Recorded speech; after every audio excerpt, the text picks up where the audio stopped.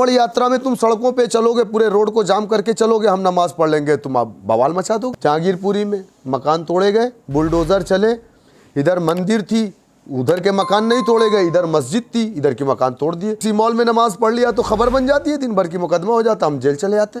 और तुम 1 महीना सड़कों पे उन पे फूल बरसाए जा रहे हैं, उनके पैरों में मरहम लगाए जा रहे हैं, पुलिस वाला पैर दबा रहा है। सेकुलर पार्टियां मुसलमानों को डिस्पोजल गिलास किस तरह इस्तेमाल करती हैं। कमजोर दबा कुचला मुसलमान बचा है, क्यों ब्लैक लिस्टेड है। यहाँ तो 2 बार से MLA मुसलमान है ना। अरविंद केजरीवाल का गुलामी तो यहाँ पे है। अरविंद केजरीवाल क्यों नहीं आए यहाँ पे वोट मांगने के लिए। लेकिन इस इलाके में डेवलपमेंट का काम क्यों नहीं हुआ है। ये बटला हाउस का एरिया है ना, आप जरा गलियों में घूम करके आइए, आप देखिए कितनी खूबसूरत गली है, रोड कितने अच्छे है ना, पानी कितने अच्छे आ रहे हैं। जाके देखिए कितनी मोहल्ला क्लिनिक, मेरे ख्याल से 10-12 कितने होंगे, 10-12 15-20 होंगे ना।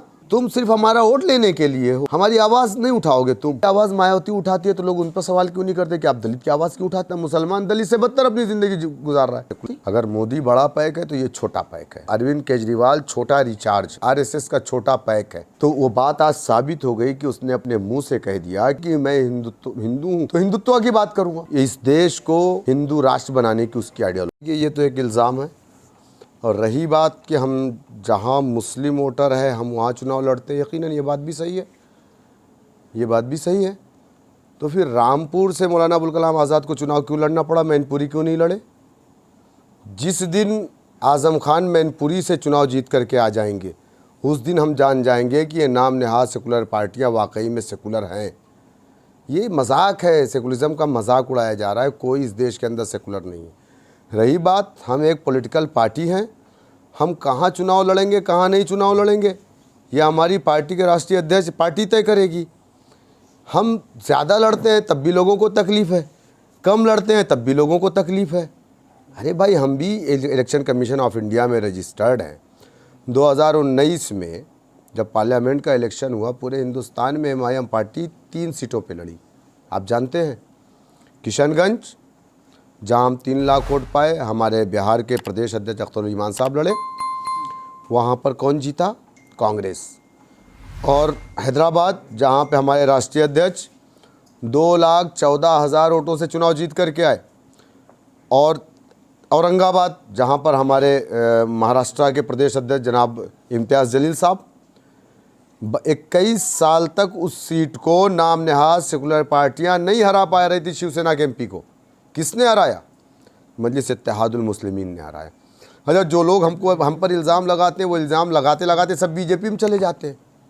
आप देख लीजिए, आप गौर से। आज तो अरविंद केजरीवाल ने भी कह दिया कि मैं हिंदू हूं तो हिंदुत्व की बात करता हूं।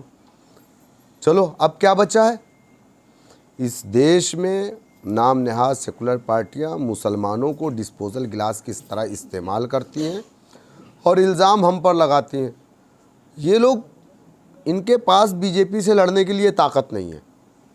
ये अपने नाकारापन को छुपाने के लिए इनको कमज़ोर दबा कुचला मुसलमान बचा है, उसी की पार्टी मजलिस इत्तेहादुल मुस्लिमीन पर इल्ज़ाम लगाते हैं। इनकी हिम्मत नहीं है कि ये BJP से मुकाबला कर पाएँ।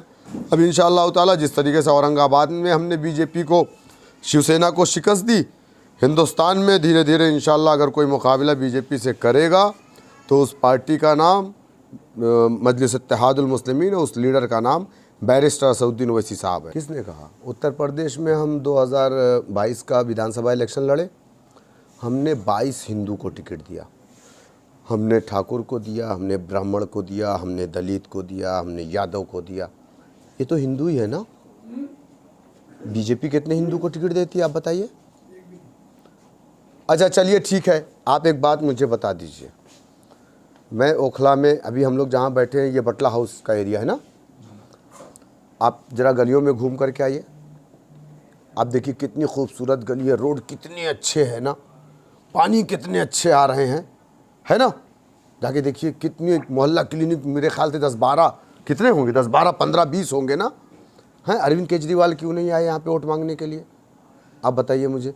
यहाँ तो 2 बार से MLA मुसलमान है ना। अरविंद केजरीवाल का गुलामी तो यहाँ पे है, लेकिन इस इलाके में डेवलपमेंट का काम क्यों नहीं हुआ। इस इलाके में आपको ATM कहीं दिखता है, इस इलाके में आपको बैंक कहीं दिखता है, आप बताइए मुझे। क्यों ब्लैक लिस्टेड है। अगर इस बात को हमारे लीडर कहते तो लोग कहते कि बीजेपी को फ़ायदा पहुंचा दे रहा। तुम क्यों खामोश हो? तुम सिर्फ हमारा वोट लेने के लिए हो, हमारी आवाज़ नहीं उठाओगे तुम। अगर जब मजलिस इत्तेहादुल मुस्लिमीन वो आवाज़ उठाएगी तो आप कहेंगे कि गलत हो रहा है। और फिर दलित की आवाज़ मायावती उठाती है तो लोग उन पर सवाल क्यों नहीं करते कि आप दलित की आवाज़ क्यों उठाती? हम मुस्लिमों की आवाज़ उठा रहे। सच्चर कमेटी, रंगनाथ मिश्रा कमीशन कहता है मुसलमान दलित से बदतर अपनी ज़िंदगी गुजार रहा है। कोई नहीं बोलता, हम बोल रहे हैं, बोलेंगे इंशाल्लाह। क्यों नहीं बोलेंगे? हम सबके लिए बोलते हैं, हमारे लीडर सबके लिए बोलते हैं। नहीं, मैंने तो अभी तक नहीं कहा है, लेकिन हाँ मैं इतना ज़रूर कहूँगा कि वो आरएसएस का छोटा पैक है। अगर मोदी बड़ा पैक है तो ये छोटा पैक है यकीनन। आज उस बात को उसने साबित भी कर दिया।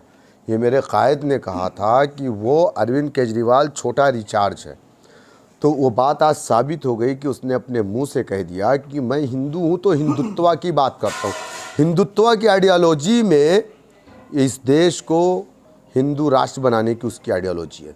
संविधान को ख़त्म करके मनुस्मृति को लागू करने की उसकी आइडियोलॉजी है। तो अब ये तय करें कि देश संविधान से चलेगा या मनुस्मृति से चलेगा, क्योंकि हिंदुत्व की आइडियोलॉजी हम तो ये पहले से जानते थे, लेकिन ये आवाम गुमराह हो रही थी। लेकिन आज उसने अपनी बात खुद से कह दी कि मैं हिंदू हूँ तो हिंदुत्व की बात करूँगा। बड़ा आरोप लगा रहे हैं, तो आप ये कहना चाहते हैं कि अब तक जो मुसलमान वोट दे रहे हैं वो आरएसएस को वोट दे रहे हैं? यकीनन मुसलमानों ने इस चीज़ को समझा नहीं। देखिए, काशीराम अगर पंजाब से उत्तर प्रदेश न गए होते ना, तो आज भी दलित आला ज़ात के लोगों के दरवाज़ों पे चप्पल उतार करके जाता। हिंदुस्तान की पार्लियामेंट में 131 MP SC ST का है, सीटें रिज़र्व है। बावजूद उसके इसी आज़ाद भारत में दलितों के कमर में झाड़ू बांधे गए ताकि उनके पैरों के निशान ना रहे। उनके बच्चों को इंसाफ नहीं मिलता था, सरकारी नौकरी नहीं मिलती थी, उनकी बस्तियों में स्कूल नहीं होते थे, उनके इलाकों में जाने के लिए रास्ते में पूरे इलाके के कचरे को ले जा कर के उनकी बस्तियों के किनारे डंप किया जाता था। लेकिन आज उन्हें इंसाफ कैसे मिला? कांग्रेस का 131 MP उनको इंसाफ नहीं दिलाया। जब उन्होंने अपनी एक पॉलिटिकल पार्टी बनाई, जब उन्होंने अपना नेता, अपना डंडा, अपना झंडा बनाया, तब जाकर के उन्हें इंसाफ मिला। और जो इल्ज़ाम आपने कहा ना कि हम पर इल्ज़ाम लगता है बीजेपी की बी टीम, सेम इसी इल्ज़ाम को काशीराम के समाज के लोगों ने काशीराम पर लगाया था कि काशीराम आया है, जनसंघ से पैसा पाया है, बीजेपी कांग्रेस को हराने आया, ये इल्ज़ाम लगाया था। और काशीराम भी उत्तर प्रदेश के रहने वाले नहीं थे, लेकिन उनके सीने में धड़कता हुआ एक दिल था जो दलितों के लिए धड़कता था। मेरा लीडर भी हैदराबाद के रहने वाले हैं, लेकिन उनके सीने में एक धड़कता हुआ दिल है जो मजलूमों की एक आवाज़ है हिंदुस्तान की पार्लियामेंट में। आप बताइए मुझे कि यही जहांगीरपुरा के अंदर, जहांगीरपुरी में मकान तोड़े गए, बुलडोज़र चले, इधर मंदिर थी उधर के मकान नहीं तोड़े गए, इधर मस्जिद थी इधर के मकान तोड़ दिए। मस्जिद के चबूतरे को तोड़ दिया, मंदिर के चबूतरे को नहीं तोड़ा। हमारी लड़ाई तो यही है ना भाई। जब देश एक है, कानून एक है, संविधान एक है, तो फिर ये अप्लाई क्यों अलग अलग तरीके से हो रहा है लोगों के ऊपर? आप बताइए। कांवड़ यात्रा में तुम सड़कों पे चलोगे, पूरे रोड को जाम करके चलोगे, हम नमाज पढ़ लेंगे, तुम आप बवाल मचा दोगे, ये कौन सी बात हो गई भाई? ये सड़कें किसी के बाप की जागीर तो नहीं है ना। आप पेट्रोल डालते हैं 27% आप उस पर टैक्स देते हैं, मैं भी टैक्स देता हूँ, यहाँ जितने बैठे सब टैक्स दे रहे हैं ना। हमारे टैक्स के पैसे से सरकार चलती है ना। तो इस देश को बनाने में हमारा हाथ नहीं है क्या? किसी मॉल में नमाज पढ़ लिया तो खबर बन जाती है, दिन भर की मुकदमा हो जाता, हम जेल चले जाते हैं।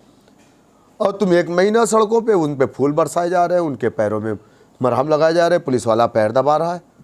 अब बताइए मुझे, ये नाइंसाफ़ी है। और इसी नाइंसाफ़ी के ख़िलाफ़ मजलिस इत्तेहादुल मुस्लिमीन को मजबूरन पूरे हिंदुस्तान में जाना पड़ रहा है। लेकिन एक बड़ा सवाल ये है कि आप मुसलमानों की बात करते हैं, नाइंसाफ़ी की बात नहीं आती। आप ये भी कहते हैं कि हम बीजेपी के खिलाफ हम ही उसे हरा सकते हैं, लेकिन आप चुनाव लड़ते हैं 15 सीटों पे, चुनाव लड़ते हैं 17 सीटों पे, और यहाँ कहीं 250 सीटें होती हैं, कहीं 100 से ज़्यादा सीटें होती हैं। कैसे आप उनको हराएंगे? देखिए, इसमें मीडिया का बहुत अहम रोल है। उत्तर प्रदेश में जो हुआ, बंगाल में जो हुआ, इसमें मीडिया का बड़ा अहम रोल रहा है।